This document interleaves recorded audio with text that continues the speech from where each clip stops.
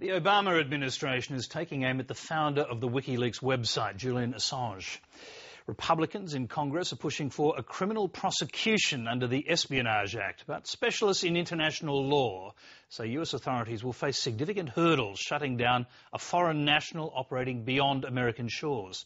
Meanwhile, from cyberspace, the WikiLeaks continue. Tonight we have some new insights into the fragile state of affairs in nuclear-armed Pakistan. This report from Peter Lloyd. Pakistan has the bomb. Its army is fighting a homegrown Taliban movement, and the political class is better known for squabbling than governing.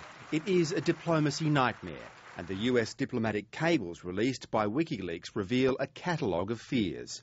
The UK has deep concerns about the safety and security of Pakistan's nuclear weapons, said a senior British diplomat. Our major concern, wrote the US ambassador to Islamabad, is that someone working in a nuclear facility could gradually smuggle enough material out to eventually make a weapon. Many cables refer to deteriorating security in Pakistan. There's mention of an attack by extremists on a bus carrying nuclear workers. A Russian official told the US that 120,000 people are directly involved in Pakistan's nuclear and missile programs. There is no way, he said, to guarantee that they are all 100% loyal and reliable. No nuclear material has been stolen, but certainly it has been offered by some scientists on the black market. Another set of cables reveal that a year ago, the United States knew that certain Pakistani army units were murdering hundreds of captured militants rather than turning them over to civilian courts for trial.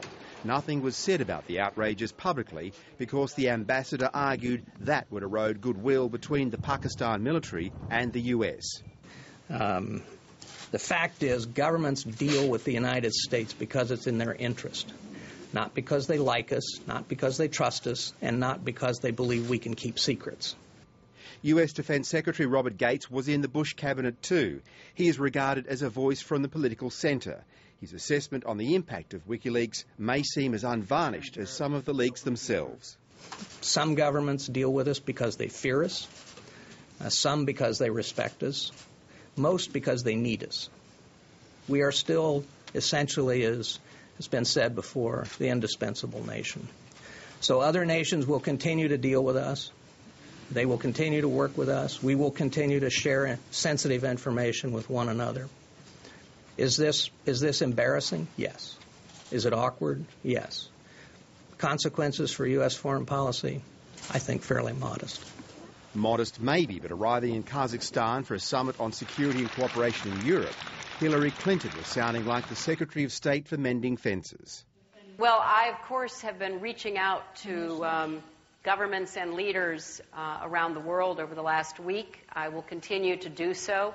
The exact whereabouts of Julian Assange are a mystery. He's wanted for questioning over a rape allegation in Sweden. Interpol has issued an alert for his arrest. Well, it's certainly not an arrest warrant. It's really an Interpol notice that someone should be detained pending further inquiries and ultimately the issuing of a direct extradition request by Sweden in this case to the country who has Mr Assange in detention. The Americans want to prosecute Assange over the WikiLeaks, possibly using the Espionage Act. And key lawmakers are going so far as discussing declaring WikiLeaks a foreign terrorist organisation on par with Al-Qaeda. If American lives are at risk, and every top military official has said that, then we have to be serious. We should go after them for violating the Espionage Act. And the reason I say foreign terrorist organization, because they are engaged in terrorist activity. Their activity is enabling terrorists to kill Americans. The US may have trouble making a charge stick. There's no evidence at the moment, or there's never been any suggestion that Mr Assange himself has personally taken this material from US government agencies or stolen it from US government officials, but that rather he's been handed this material as a second or third person down the line. So to that end, there may be significant technical difficulties in terms of criminal prosecutions being brought under this legislation.